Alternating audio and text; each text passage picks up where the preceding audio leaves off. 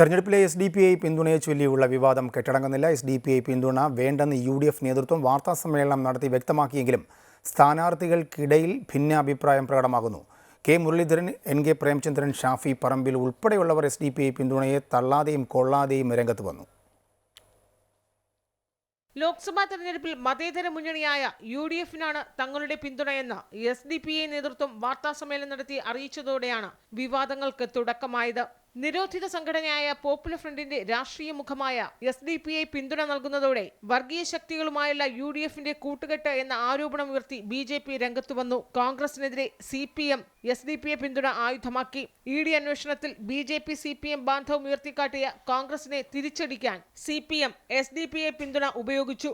എന്നാൽ പിന്തുണ കാര്യത്തിൽ ആലോചിച്ച നിലപാട് വ്യക്തമാക്കുമെന്ന് പറഞ്ഞ UDFനാകട്ടെ ഒരു തീരുമാനത്തിലെത്താൻ 3 ദിവസം വേണ്ടിവന്നു. വിവാദം കടുത്തതോടെ SDPI പിന്തുണ വേണ്ട എന്ന നിലപാട് നേതൃത്വം തുറന്നു പറഞ്ഞു. ഭൂരിപക്ഷ വർഗീയതയെയും അതുപോലെ തന്നെ ന്യൂനപക്ഷ വർഗീയതയും കേരളത്തിലെ കോൺഗ്രസും UDFും ഒരുപോലെ അത്തരം സംഘടനകളുടെ പിന്തുണ ഞങ്ങൾ സ്വീകരിക്കില്ല. ഇപ്പോൾ SDPI UDFന് നൽകിയിരിക്കുന്ന പിന്തുണയെ ഞങ്ങൾ ആ പശ്ചാത്തലത്തിൽ തന്നെയാണ് കാണുന്നത്. സംസ്ഥാനത്തിനപ്പുറം ദേശീയ തലത്തിൽ കോൺഗ്രസിന് തിരിച്ചടിയാകുമെന്ന വിലയിരുത്തലിലാണ് പിന്തുണ വേണ്ട എന്ന നിലപാടിൽ UDF എത്തിച്ചേർന്നത്. കഴിഞ്ഞ ദിവസം കർണാടകയിൽ പ്രചാരണത്തിനെത്തിയ അമിത്ഷാ കേരളത്തിൽ UDFനുള്ള SDPI പിന്തുണയെ ആയുധമാക്കുകയും ചെയ്തു. ഉത്തരേന്ത്യൻ സംസ്ഥാനങ്ങളിൽ ഇത് പ്രതിഫലിക്കുമെന്ന ആശങ്കയ്ക്കൊടുവിലാണ് നേതാക്കൾ SDPI പിന്തുണ തള്ളി പറഞ്ഞത്.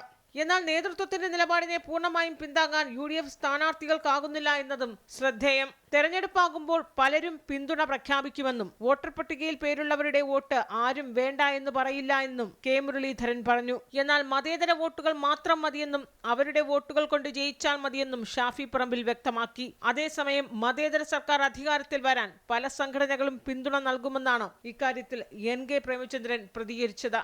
അമൃത ന്യൂസ്, തിരുവനന്തപുരം.